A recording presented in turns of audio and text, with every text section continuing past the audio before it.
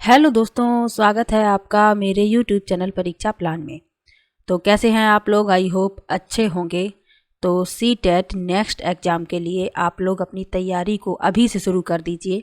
अगला जो CTET है वह या तो जुलाई में होगा या अगस्त में होगा। तो उसके लिए काफ़ी समय है और आप लोग अपनी तैयारी को बहुत अच्छे से कर सकते हैं। तो जो लोग जनवरी वाले एग्ज़ाम में पास नहीं हो पाए हैं तो निराश मत होइए, फिर से तैयारी को शुरू कर दीजिए। अभी पर्याप्त समय है और आप लोग अच्छे से अपनी तैयारी को कर सकते हैं।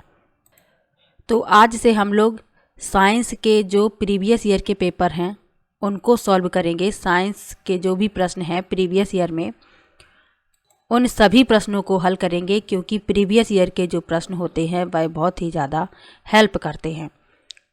आप लोग देखेंगे CTET एग्ज़ाम में काफ़ी प्रश्न पिछले वर्षों से पूछ लिए जाते हैं, तो इसलिए इन सभी प्रश्नों को हल करना आवश्यक है।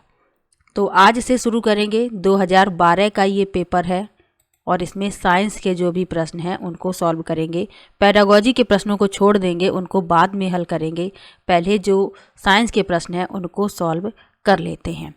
तो चलिए वीडियो को शुरू करते हैं। यदि आप चैनल पर नए हैं तो चैनल को सब्सक्राइब कर लीजिए। इसके अलावा साइंस NCERT की क्लास आपको 1 मार्च से मिलने लगेगी। क्लास 6, क्लास 7, क्लास 8 की जो भी NCERT की बुक्स होती हैं उनको सभी को एक एक करके कंप्लीट करेंगे और चैप्टर वाइज कंप्लीट करेंगे। तो आप लोग उन क्लास को भी अवश्य देखिएगा। 1 मार्च से आपको रेगुलर क्लास मिलने लगेगी। तो चलिए आज के वीडियो को शुरू करते हैं। तो ये 2012 का पेपर है। 2012 से शुरू करेंगे और 24 तक जितने भी पेपर हुए हैं उन सब में साइंस के क्वेश्चंस को सॉल्व करेंगे। तो चलिए आज के वीडियो को शुरू करते हैं। पहला प्रश्न है, निम्नलिखित में से कौन सा विषमांगी मिश्रण है? Which of the following is a heterogeneous mixture? पहला विकल्प है गुब्बारे में भरी वायु, दूसरा विकल्प है ब्रास, तीसरा विकल्प है स्टेनलेस स्टील और चौथा विकल्प है आयोडीन युक्त नमक। तो इस प्रश्न का उत्तर देने से पहले आप लोगों को समांगी और विषमांगी मिश्रण के बारे में जानना आवश्यक है। तो समांगी मिश्रण किसे कहते हैं? जब 2 या 2 से अधिक पदार्थों को मिलाया जाता है और उनमें पदार्थों के कणों का आकार समान होता है। जब 2 या 2 से अधिक पदार्थ मिलाएं और उनके कण जो हैं वो समान आकार के हों तो ऐसा मिश्रण कहलाता है समांगी मिश्रण। विषमांगी मिश्रण में क्या होता है? जब 2 या 2 से अधिक पदार्थ मिलाए जाते हैं तो उनके कणों का आकार जो है वह समान नहीं होता, तो ऐसा मिश्रण कहलाता है विषमांगी मिश्रण। इस प्रश्न के लिए चौथा विकल्प सही होगा, आयोडीन युक्त नमक। आयोडाइज्ड टेबल साल्ट, चौथा विकल्प इसमें सही होगा। अगला प्रश्न है, किसी चुंबक को लौह रेतन तथा सल्फर पाउडर के मिश्रण में फिराया जाता है। परीक्षण करने पर यह पाया magnet is rolled in a mixture of iron filling and sulphur powder. It is observed that. तो इस प्रश्न के लिए विकल्प दिए गए हैं, लौह रेतन चुंबक के उत्तर ध्रुव तथा सल्फर दक्षिण ध्रुव की ओर आकर्षित होते हैं। दूसरा है, लौह रेतन चुंबक के दक्षिण ध्रुव तथा सल्फर उत्तर ध्रुव की ओर आकर्षित होते हैं। तीसरा है, केवल लौह रेतन ही समान रूप से चुंबक के दोनों ध्रुवों की ओर आकर्षित होती है। और चौथा है, लौह रेतन दोनों ध्रुवों से आकर्षित होती है तथा सल्फर चुंबक के बीच में चिपक जाती है।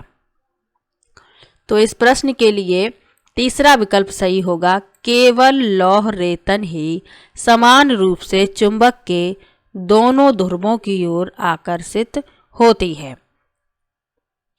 Only the iron filing get attracted equally to both poles of the magnet. तीसरा विकल्प इसमें सही होगा। चुंबक में 2 ध्रुव होते हैं, एक उत्तरी ध्रुव और एक दक्षिणी ध्रुव। समान ध्रुव जो होते हैं एक दूसरे को आकर्षित करते हैं और विपरीत ध्रुव एक दूसरे को प्रतिकर्षित करते हैं। तो चुंबक के बारे में ये बातें भी याद रखनी है। अगला प्रश्न है, यदि आपसे किसी भली भांति प्रकाशित पेंटिंग के प्रतिबिंब को दीवार पर प्रक्षेपित करने के लिए कहा जाए तो आप इस उद्देश्य के लिए निम्नलिखित प्रकाशी युक्तियों में से किसे चुनेंगे?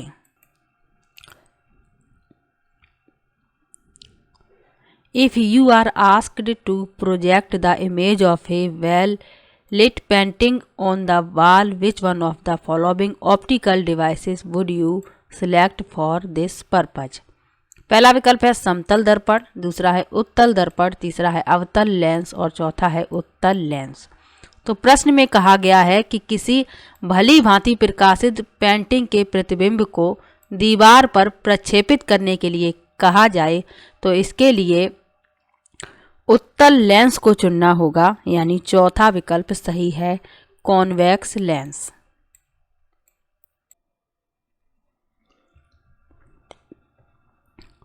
तो प्रतिबिंब बनेगा वास्तविक, चौथा विकल्प इसका उत्तर होगा कॉन्वेक्स लेंस यानी उत्तल लेंस। अगला प्रश्न देखते हैं, नीचे सारणी में किसी यात्रा के विभिन्न समयों पर ओडोमीटर के पाठ्यांक दिए गए हैं।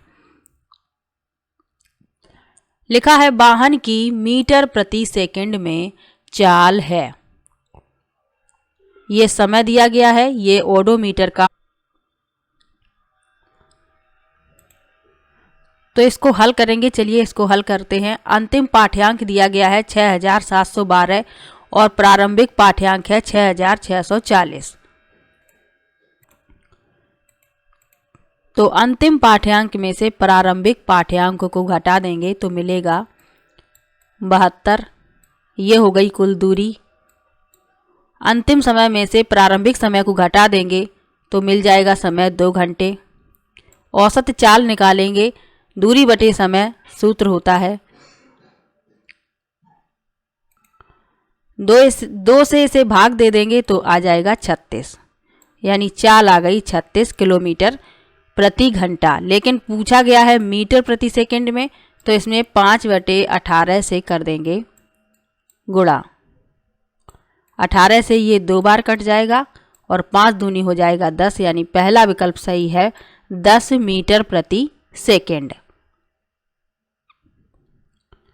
अगला प्रश्न है, 5 किलोग्राम द्रव्यमान का कोई पिंड किसी चिकने घर्षण रहित क्षैतिज पृष्ठ पर 10 मीटर प्रति सेकंड के नियत वेग से फिसल रहा है। इस पिंड को इसी वेग से गति करने के लिए आवश्यक बल है। पहला विकल्प है 0 न्यूटन, दूसरा है 50 न्यूटन, तीसरा है 250 न्यूटन और चौथा है 500 न्यूटन। तो गति के द्वितीय नियम के अनुसार F बराबर होता है ma। m है द्रव्यमान, a है त्वरण।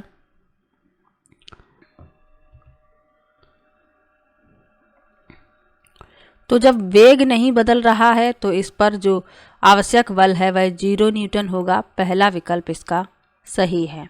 अगला प्रश्न है, मानव की आहार नाल के विभिन्न भागों के सही क्रम का चयन कीजिए। तो आहार नाल का क्रम बताना है, तो इसमें पहला विकल्प ही सही है। सबसे पहले होता है मुख, मुख के बाद ग्रसिका, उसके बाद आमाशय, आमाशय के बाद क्षुद्रांत्र यानी छोटी आंत और उसके बाद बृहदांत्र यानी बड़ी आंत।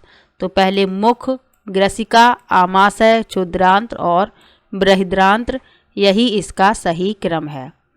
पहला विकल्प इसमें सही है। अगला प्रश्न है, व्यायाम के पश्चात कभी कभी हमारी पेशियों में क्रैम्प, खिंचाव उत्पन्न हो जाते हैं, इसका कारण है। After physical exercise we sometimes get muscles cramps, this results due to. पहला विकल्प है ग्लूकोज का लैक्टिक अम्ल में परिवर्तित नहीं होना, दूसरा है पाइरूवेट का लैक्टिक अम्ल में परिवर्तित होना, तीसरा है पाइरूवेट का अल्कोहल में परिवर्तित होना और चौथा है ग्लूकोज का पाइरूवेट में परिवर्तित नहीं होना। तो इस प्रश्न के लिए दूसरा विकल्प सही है, पाइरूवेट का लैक्टिक अम्ल में परिवर्तित होना। Conversion of pyruvate to lactic acid. अगला प्रश्न है, निम्नलिखित में से पाचन तंत्र के भागों के उस सही समुच्चय को चुनिए जो कोई पाचन कार्य नहीं करते हैं। पहला विकल्प है ग्रसिका, मुखगोयिका, मलाशय।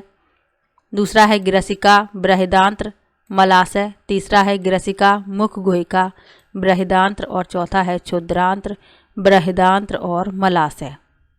तो जो पाचन कार्य नहीं करते उन भागों को बताना है तो वे हैं ग्रसिका, बृहदांत्र और मलाशय। ये कोई भी पाचन कार्य नहीं करते हैं। तो ये पाचन कार्य नहीं करते तो इनके कार्य क्या हैं, इनके बारे में जान लीजिए। तो ग्रसिका या ग्रास नली, इसे ही ग्रास नली कहते हैं, एक लंबी नली होती है जो भोजन को मुंह से आमाशय तक ले जाती है। यानी इसका कार्य है भोजन को मुंह से आमाशय तक ले जाना।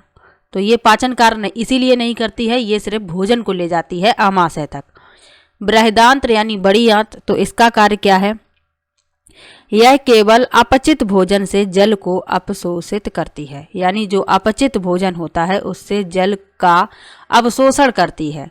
मलाशय क्या है, ये अस्थायी रूप से मल सामग्री को संग्रहित करता है और गुदा के माध्यम से शरीर से बाहर निकालता है। तो ये पाचन कार्य में भाग नहीं लेते हैं। इनके कार्यों को जानना आवश्यक है। दूसरा विकल्प इसमें सही है। अगला प्रश्न है आहार नाल का वह कौन सा भाग है जो यकृत से पित्त रस ग्रहण करके इसे पित्ताशय में संग्रहित करता है। पहला विकल्प है आमाशय, दूसरा विकल्प है ग्रसिका, तीसरा विकल्प है क्षुद्रांत्र और चौथा विकल्प है अग्न्याशय। तो यकृत से पित्त रस ग्रहण करके इसे पित्ताशय में संग्रहण करने का जो कार्य है वह क्षुद्रांत्र का है, यानी छोटी आंत का। तीसरा विकल्प इसमें सही है। अब ये जो तीन विकल्प लिखे हैं इनके बारे में भी जान लीजिए। आमाशय जो है ये क्या करता है, ये पित्त रस का स्राव करता है। ग्रसिका के बारे में अभी बताया था, ये मुंह से भोजन को आमाशय तक ले जाती है। और अग्न्याशय जो है अग्न्याशयी रस का स्राव करता है जो कार्बोहाइड्रेट, वसा और प्रोटीन पर कार्य करता है। तो ये इनके कार्य हैं, इनके बारे में भी जान लीजिए। अगला प्रश्न देखते हैं। लिखा है भोजन के पाचन में शामिल जटिल प्रक्रियाओं का सही क्रम है। तो जटिल प्रक्रियाएं जो हैं उनका सही क्रम बताना है। तो सबसे पहले होता है अंतर्ग्रहण, उसके बाद पाचन, फिर अवशोषण, फिर स्वांगीकरण, फिर निष्कासन। दूसरा विकल्प इसमें सही है। अगला प्रश्न देखते हैं। दीर्घ रोम के संदर्भ में निम्नलिखित कथनों का अध्ययन कीजिए। Study the following statements about villi. पहला विकल्प है ये अंगुली के समान उभरी हुई संरचनाएं होती हैं। दूसरा है इनकी भित्तियां अत्यधिक पतली होती हैं। तीसरा है इनमें महीन छिद्र होते हैं जिनसे भोजन आसानी से गुजर सकता है। और चौथा है इनमें सूक्ष्म रुधिर वाहिकाओं का जाल फैला रहता है जो इनके पृष्ठ के समीप होता है।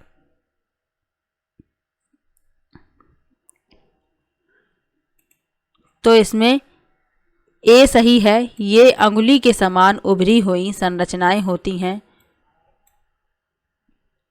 दे are finger like projections. B सही है। इनकी भित्तियां अत्यधिक पतली होती हैं। They have very thin walls. और डी सही है। इनमें सूक्ष्म रुधिर वाहिकाओं का जाल फैला रहता है जो इनके पृष्ठ के समीप होता है।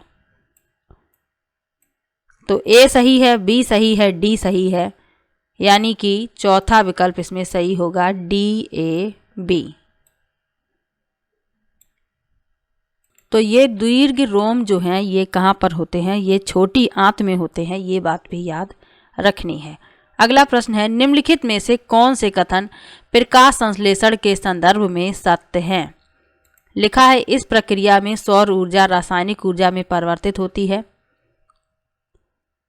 प्रकाश संश्लेषण में CO2 तथा H2O का उपयोग किया जाता है। प्रकाश संश्लेषण में CO2 मुक्त होती है तथा O2 उपभुक्त होती है। और चौथा है प्रकाश संश्लेषण में O2 मुक्त होती है तथा कार्बन मोनोऑक्साइड उपभुक्त होती है। Which of the following statements are true about photosynthesis.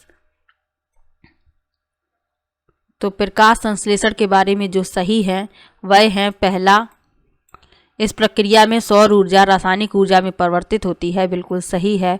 और बी विकल्प भी सही है, इसका बी कथन भी सही है। प्रकाश संश्लेषण में CO2 तथा H2O का उपयोग किया जाता है। CO2 कार्बन डाइऑक्साइड, H2O जल, तो इनका उपयोग किया जाता है। ए और बी इसमें सही हैं, पहला विकल्प इसका उत्तर होगा।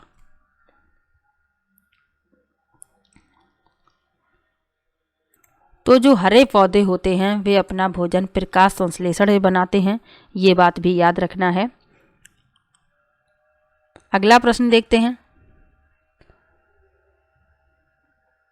लिखा है, सितार बजाने से पूर्व कोई सितार वादक सदैव ही सितार की डोरी के तनाव को समायोजित करता है और उसे उचित प्रकार से झंकृत करने का प्रयास करता है। ऐसा करके सितार वादक समायोजित करता है। पहला विकल्प है सितार की डोरी द्वारा उत्पन्न ध्वनि की प्रबलता, दूसरा है कंपन का आयाम, तीसरा है ध्वनि की तीव्रता और चौथा है सितार की डोरी का तारत्व। तो इस प्रश्न के लिए चौथा विकल्प सही है, सितार की डोरी का तारत्व, pitch of the string of sitar. तारत्व जो होता है इसकी यानी ध्वनि की तीक्ष्णता से संबंधित होता है और यह ध्वनि की आवृत्ति पर निर्भर करता है, ये बात भी याद रखनी है। आवृत्ति क्या है? इकाई समय में कंपनों की संख्या है।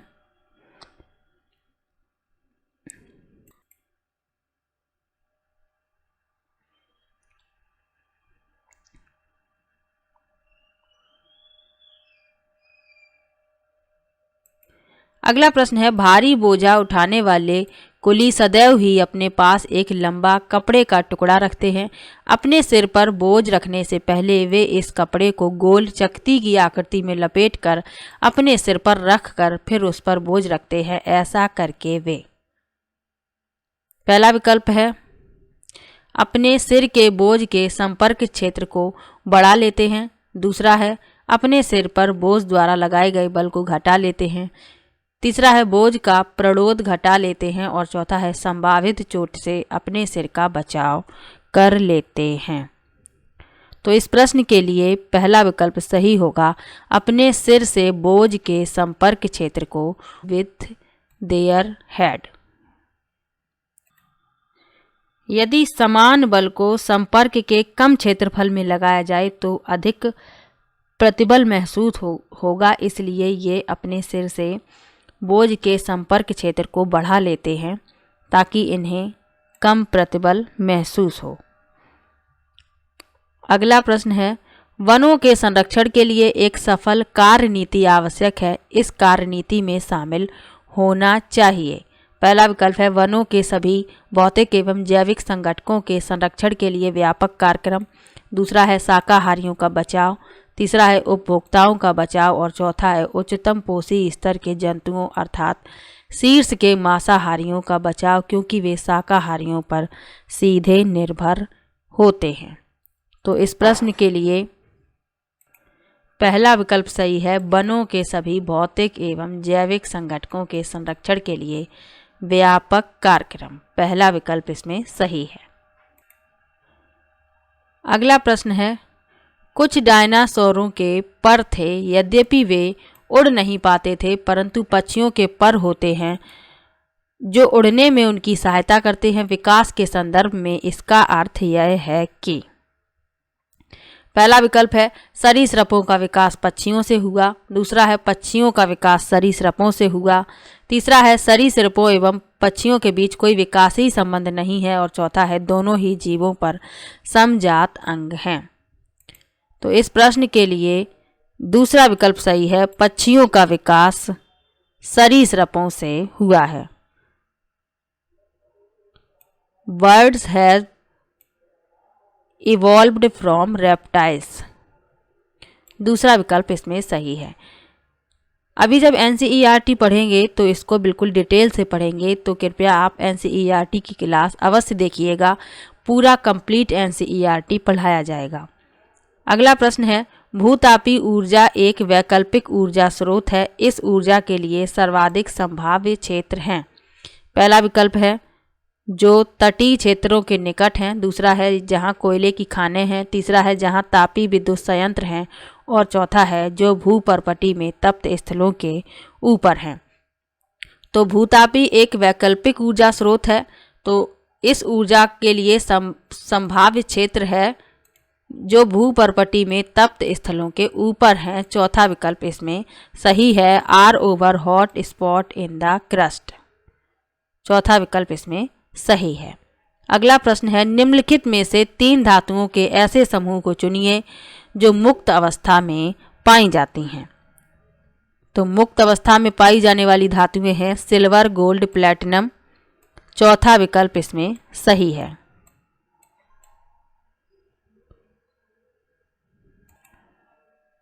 अगला प्रश्न है, उर्वरकों में उपलब्ध फसलों के लिए पोषक हैं। तो उर्वरकों में फसलों के लिए जो पोषक हैं वो बताने हैं। The crop nutrients available in fertilisers are. दूसरा विकल्प सही होगा, नाइट्रोजन, फास्फोरस एंड पोटेशियम। दूसरा विकल्प इसमें सही है। आगे ये पेडागोजी के प्रश्न हैं, तो पेडागोजी के प्रश्नों को बाद में हल करेंगे। पहले साइंस के जो NCERT से प्रश्न पूछे जाते हैं उन सभी को सॉल्व कर लेंगे, पेडागोजी के प्रश्नों की प्रैक्टिस बाद में करेंगे। अभी प्रीवियस ईयर में साइंस के जो NCERT के प्रश्न हैं उन सभी को सॉल्व करेंगे 2012 से 2024 तक। और NCERT यदि आपको पढ़ना है तो 1 मार्च से क्लास शुरू हो रही है। साइंस की पहली क्लास आपको 1 मार्च को मिलेगी।